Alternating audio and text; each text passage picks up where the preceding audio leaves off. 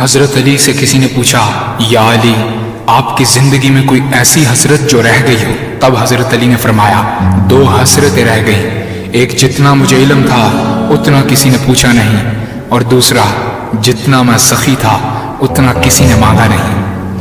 آپ نے فرمایا، زندگی کے 3 سنہری اصول ہمیشہ یاد رکھو۔ ایک یہ، اس سے ضرور معافی مانگو جسے تم چاہتے ہو۔ دوسرا، اسے مت چھوڑو جو تمہیں چاہتا ہے۔ تیسرا یہ، اس سے کچھ نہ چھپاؤ جس پر تم اعتبار کرتے ہو۔ آپ نے فرمایا، دوست سے سنبھل کر دوستی کرو، ہو سکتا ہے وہ کسی دن تمہارا دشمن بن جائے، اور دشمن سے سنبھل کر دشمنی کرو، ہو سکتا ہے وہ کل تمہارا دوست بن جائے۔ زبان کا وزن بہت ہی ہلکا ہوتا ہے، مگر بہت کم لوگ اس کو سنبھال پاتے ہیں۔ آپ نے فرمایا، جسم ایک دکان ہے اور زبان اس کا تالا۔ جب تالا کھلتا ہے تو معلوم ہوتا ہے کہ دکان سونے کی ہے یا لوہے کی۔ زندگی تیز ہواؤں کی مانند ہے، جس نے اس کی آندھیاں برداشت کر لی وہ کبھی غم کی گھٹا نہیں دیکھتا، سر سبز و شاداب باغ دیکھتا ہے۔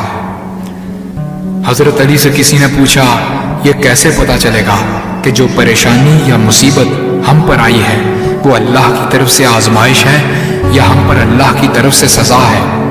آپ نے جواب دیا، جو مصیبت تجھے اللہ کی طرف لے جائے وہ آزمائش ہے، اور جو مصیبت تجھے اللہ سے دور کر دے وہ سزا ہے۔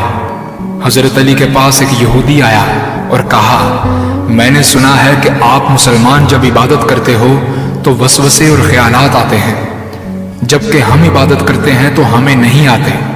حضرت علی نے جواب میں فرمایا، اگر ایک گھر فقیر کا ہو اور ایک گھر امیر کا تو چور کہاں جائے گا؟ یہودی نے کہا، امیر کے گھر میں۔ حضرت علی نے فرمایا، تبھی تو شیطان ان کو ستاتا ہے جن کے دل میں اللہ ہو۔ جن کے دل میں اللہ کی محبت نہیں ہوتی وہاں شیطان کا کیا کام؟ آپ نے فرمایا، جب تمہاری جان کو خطرہ ہو تو صدقہ دے کر جان بچاؤ، اور جب تمہارے دین کو خطرہ ہو تو جان دے کر دین بچاؤ۔ آپ نے فرمایا، یہ زندگی 2 دن کی ہے، ایک تمہارے حق میں اور دوسرا تمہارے مخالف۔ جس دن تمہارے حق میں ہو اس دن غرور مت کرنا، اور جس دن تمہارے مخالف ہو اس دن صبر کرنا۔ کسی کی مدد کرتے وقت اس کے چہرے کی طرف مت دیکھو، ہو سکتا ہے اس کی شرمندہ آنکھیں تمہارے دل میں غرور کا بیج بو دیں۔ 3 چیزیں ایمان کو تباہ کر دیتی ہیں، امیروں کی محفل، عورتوں کی صحبت اور جاہلوں سے بحث۔ حضرت علی نے فرمایا، جانور میں خواہش اور فرشتے میں عقل ہوتی ہے، مگر انسان میں اللہ پاک نے دونوں رکھی ہیں۔ اگر وہ عقل دبا لے تو جانور، اگر خواہش کو دبا لے تو فرشتے کی مانند ہو جاتا ہے۔ آپ نے فرمایا، اپنے جسم کو ضرورت سے زیادہ مت سنوارو، اسے تو مٹی میں مل جانا ہے۔ سنوارنا ہے تو اپنی روح کو سنوارو، کیونکہ اسے رب کے پاس لوٹ کر جانا ہے۔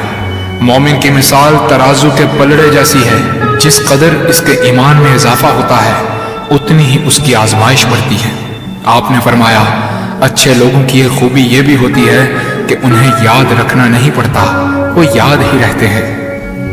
آپ نے فرمایا، رزق کے پیچھے اپنا ایمان خراب مت کرو، کیونکہ رزق انسان کو ایسے تلاش کرتا ہے جیسے مرنے والے کو موت۔ حضرت علی نے فرمایا، رشتے خون کے نہیں احساس کے ہوتے ہیں، اگر احساس ہو تو اجنبی بھی اپنے ہو جاتے ہیں، اگر احساس نہ ہو تو اپنے بھی اجنبی ہو جاتے ہیں۔ ایک مرتبہ قصاب آواز لگا رہا تھا، تازہ گوشت ہے لے لو۔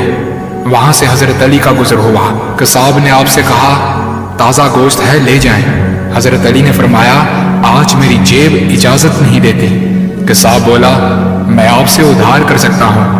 اس سے آپ نے ایک بہت حکمت سے لبریز جملہ ارشاد فرمایا۔ آپ نے فرمایا، یہ ادھار میں اپنے پیٹ سے کیوں نہ کر لوں، جس کو میں جنت میں اس سے بہتر غذا کھلا سکتا ہوں۔ حضرت علی نے فرمایا، لفظ انسان کے غلام ہوتے ہیں مگر صرف بولنے سے پہلے تک، بولنے کے بعد انسان اپنے لفظوں کا غلام بن جاتا ہے۔ آپ نے فرمایا، کوئی تمہارا دل دکھائے تو ناراض مت ہونا، کیونکہ قدرت کا قانون ہے، جس درخت کا پھل زیادہ میٹھا ہوتا ہے لوگ پتھر بھی اسی کو مارتے ہیں۔ آپ نے فرمایا، کسی کا عیب تلاش کرنے والے کی مثال اس مکھی جیسی ہے جو سارا خوبصورت جسم چھوڑ کر صرف زخم پر بیٹھتی ہے۔